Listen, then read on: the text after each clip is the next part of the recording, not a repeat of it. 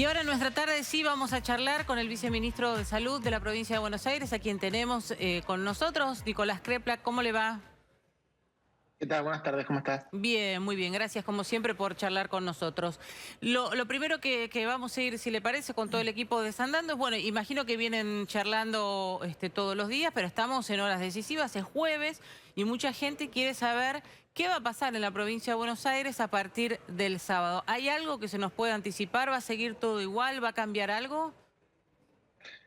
Bueno, nosotros tenemos un sistema de fases, eso lo hace bastante previsible. Lo que hacemos en la provincia de Buenos Aires en general depende de la situación epidemiológica. Lo interesante es que viene mejorando la situación epidemiológica bastante, hay una caída de los casos que se contempla ya en 2 semanas y pico, desde las restricciones fuertes que tomó el gobierno nacional y que hizo la provincia de Buenos Aires, viene cayendo un poco. Así que la cuestión también es ver cómo evoluciona estos próximos días y en principio seguir con nuestro sistema de fases, que cuando mejoramos. En el AMBA estamos mejor, en algunos distritos del interior hay todavía situaciones un poco más apremiantes que nos hacen tener todavía restricciones un poco más duras. Por ejemplo, ¿podría haber aperturas los fines de semana en el AMBA, en el Gran Buenos Aires?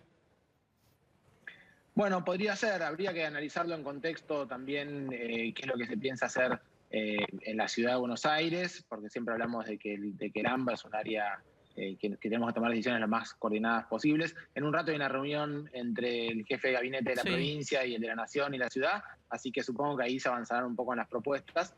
Pero bueno, insisto, si la situación epidemiológica mejora un poco, hay que tener cuidado en no tener una apertura tal que impida que esa recuperación sea efectiva, es decir, que no frenemos la recuperación por demasiada apertura, pero sí se puede ir trabajando gradualmente. Algo que estuvimos observando y que seguramente ustedes también, viceministro, que en algunos municipios, sobre todo el Gran Buenos Aires, los intendentes dan como ciertos permisos, vamos a ponerlo así entre comillas, con algunas situaciones. Por ahí algún bar que puede abrir sus puertas, que ha abierto sus puertas, clubes, los clubes de barrio o clubes sociales que abren puertas adentro y con restricciones. ¿Ustedes saben de esto? Sí, pasa en muchos lugares, hay veces que eso motiva que algún municipio tome alguna medida, a veces se clausura en algún lugar.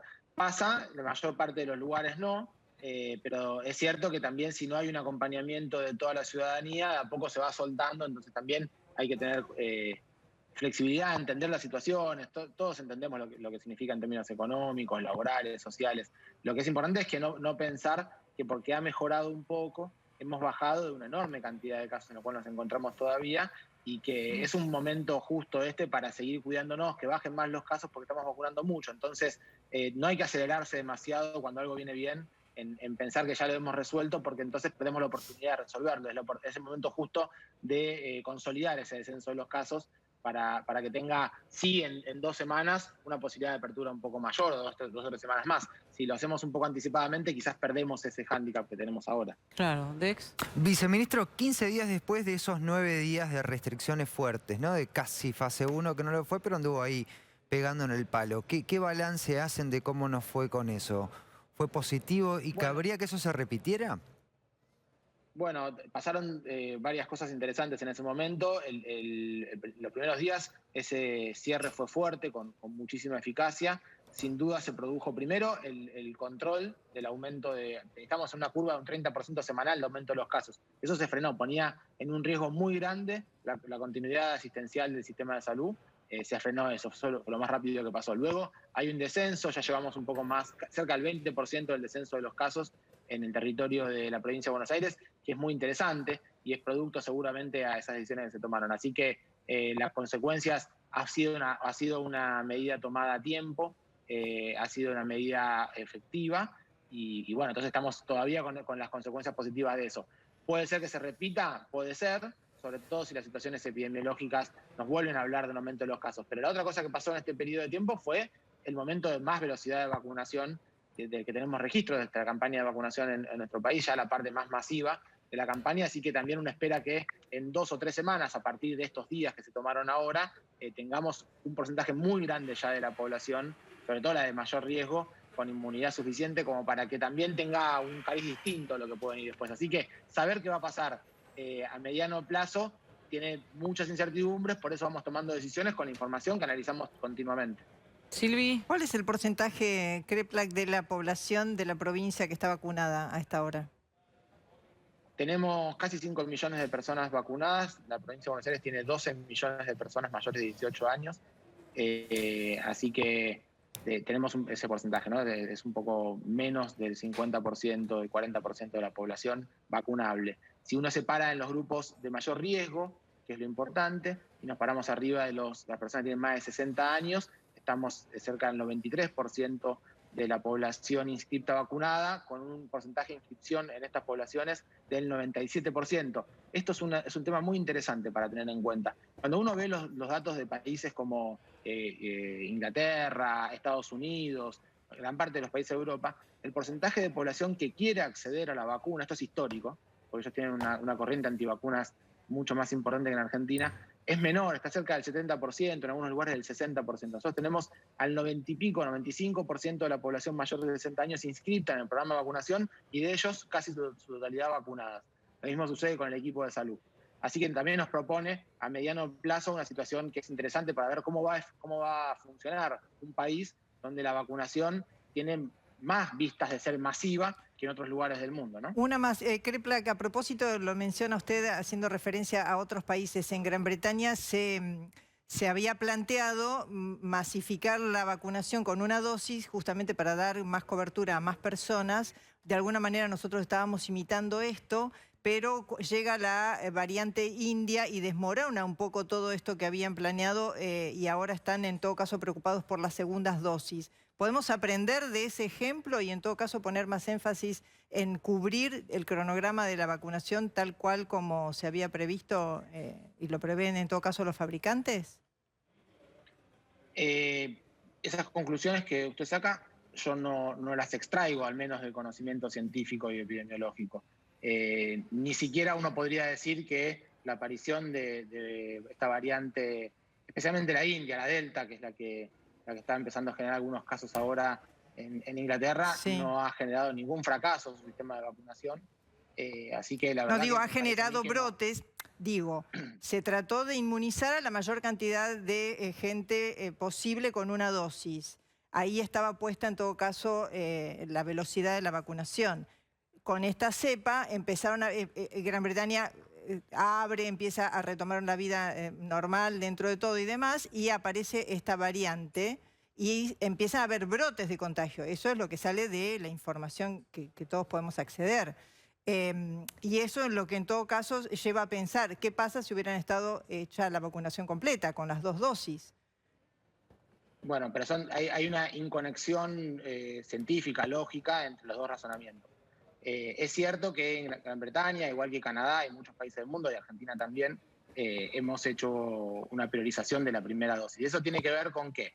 Con que la segunda dosis se trata de un refuerzo de la vacuna. El refuerzo lo que permite es ganar en algún sentido más potencia en la capacidad de respuesta del sistema inmune y sobre todo mayor duración y de alguna manera un poco más de eficacia, es decir, que sea además más veloz y más pertinente el sistema inmune a la hora de generar la defensa específica, es un tipo de defensa muy particular contra un virus que llega. Eso es lo que se intenta hacer siempre con todos los refuerzos en todas las vacunas. Lo que se logra hacer con la primera vacuna es dar una barrera en términos comunitarios, en términos de la sociedad muy grande. Nosotros hemos hecho algunos estudios científicos que están también para publicar en la provincia de Buenos Aires, donde vemos que con una dosis se logra un muy importante impacto en reducir la contagiosidad, en reducir internación y gravedad. Eso es lo que se ha visto en Inglaterra, en Canadá, en muchos países del mundo que han llevado una cosa y la otra, respecto de las variantes, no están relacionadas y no cambia la capacidad de una variante que tenga alguna mutación en la proteína Spike para escaparse del sistema inmune, no va a cambiar porque tengamos una segunda dosis. Lo que puede cambiar con respecto a la segunda dosis es aquel porcentaje de la población que quizás necesite más cantidad de vacuna para poder hacer una respuesta inmune suficiente. Pero digo para no confundir, porque quizás la gente ahora, esto lo digo con una preocupación, lo quiero advertir con una preocupación.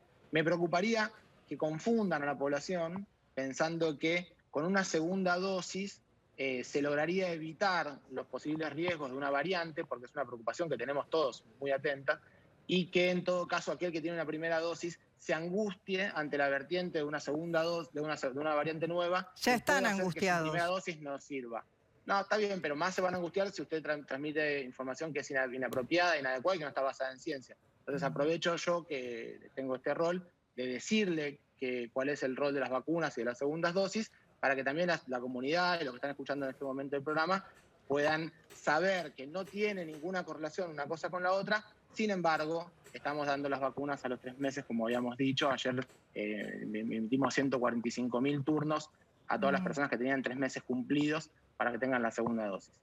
Kreplak, entonces basándose en esta información que dice, bueno, ya con una dosis el cuerpo genera una respuesta, baja la contagiosidad y esto que acaba de mencionar que ustedes van a estar publicando también en relación a lo que han visto desde Inglaterra. ¿Por qué no abren las escuelas si casi un 50% de los bonaerenses adultos ya están vacunados? Le digo esto porque también me quiero sustentar en lo que sacó ayer el Observatorio de la UCA hablando de pobreza, niñez y educación, donde quedó claramente reflejado en ese estudio que las clases sociales más bajas, medias y bajas, tuvieron poca escolaridad, más allá de la virtualidad, porque no tenían computadora, porque no había datos en el celu para poder estar conectados, porque era un cuadernillo cada 15 días y después en casa no todo el mundo está capacitado para explicarle a los chicos cómo es ese cuadernillo, porque a veces los padres no tienen ni siquiera la educación para poder explicarle a los chicos. ¿Por qué no abren las escuelas? No, ¿por qué no se está en este momento la presencialidad restringida en las zonas donde tenemos una incidencia mayor a 500 casos cada 100.000 habitantes en los últimos 15 días? Eso está planteado por ley en Argentina, que es el DNU que presentó el presidente, que está vigente hasta este viernes.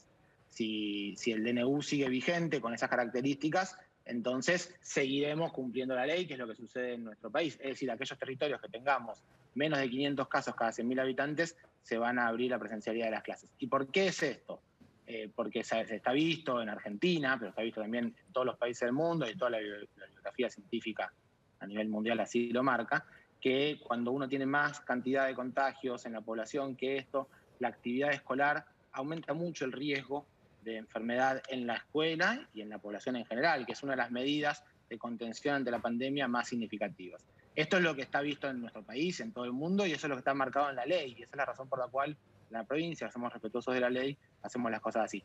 No obstante lo cual, también gestionamos, y ante el problema de que es muy cierto y que es un desafío enorme, la pobreza, la desigualdad, el acceso a la educación, es un tema que tenemos continuamente en agenda, en discusión, y nuestra intención es retornar a la escolaridad, ni bien sea factible y que no tengamos un riesgo para la población excesivo, pero también, mientras tanto, hay grupos especiales para aquellos chicos que tienen más dificultad en el acceso a la educación a distancia. Entonces uno ve en las escuelas en la provincia de Buenos Aires que existe presencialidad para ciertos grupos que tienen más dificultad de conectividad.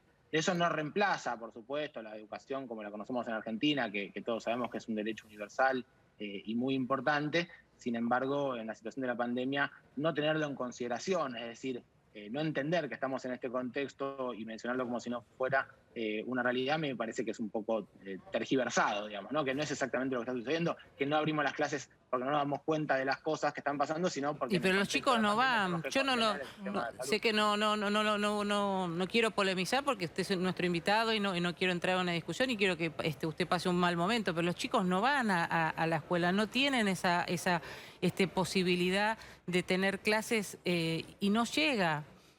No sé, yo lo entiendo a usted y entiendo su parte sanitaria, pero yo le quiero, me baso en el estudio que me parece muy serio que ha hecho el Observatorio de la UCA y que... Sobre el 2020. Sí, casi todo el 2020 y lo están siguiendo en el 2021 porque la situación Claro. es bastante similar en la provincia de Buenos Aires al 2020 en cuanto a educación. Entonces, ahí me pregunto, ¿es una deuda muy grande? Sí, sin duda. En el 2020, en el segundo semestre del 2020, en la provincia de Buenos Aires lanzamos un programa atendiendo a ese diagnóstico, que se llama ATR, que fue un programa para lograr hacer seguimiento en esos grupos vulnerables que tenían más dificultad para la continuidad. Es decir, haciendo el diagnóstico de eso, en el momento que sucedía, empezamos a hacer el trabajo de seguimiento de estas personas en su casa, de las familias que tienen más dificultad para la continuidad. Y ahora, además de eso, tenemos algunos de ellos que están participando de la escolaridad en las aulas, que son los grupos que tienen más dificultad. Hemos identificado, nominalizado, los seguimos. Por supuesto que es un problema muy grande y seguramente uno no llega a la universalidad de los problemas atendiéndolo de esta manera, pero entendiendo la situación de la pandemia y que lo que ponemos todos, en el esfuerzo que ponemos todos, entre otras cosas, los sectores educativos y los chicos no yendo a las clases, se intenta compensar, sobre todo en los sectores más vulnerables. No es suficiente, ojalá logremos entre todos comprender y cuidarnos lo suficiente como para reducir la contagiosidad y poder volver a la escolaridad de la mejor manera posible. Gracias, Kreplak, por charlar con nosotros. Muy amable. Muchas gracias a ustedes. Hasta luego. Gracias. Está Nicolás Kreplak, el viceministro de Salud, que siempre tiene la amabilidad de charlar con nosotros en